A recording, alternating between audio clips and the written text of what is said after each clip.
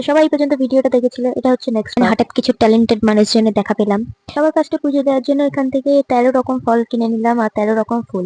তো এই পুজোর জন্য আর কি 13 রকম ফল ফুলের প্রয়োজন হয়। তো চলে এসেছি সোজা গঙ্গার পাড়ে।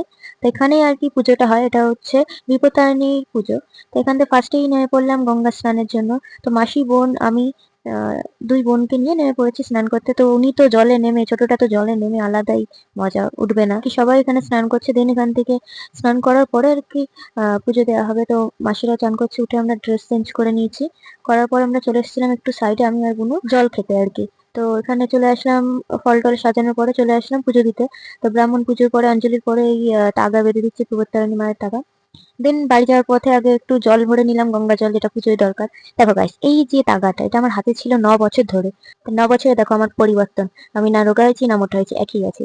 তো সুতোটা অনেকবার ছিঁড়ে গেছিল, আমি বেঁধে রেখে দিয়েছি। তো দিন শেষে এক কাপ চা খেয়ে চলে আসলাম বাড়ির উদ্দেশ্যে। ভিডিও ভালো লাগলে সাবস্ক্রাইব করে যাবেন।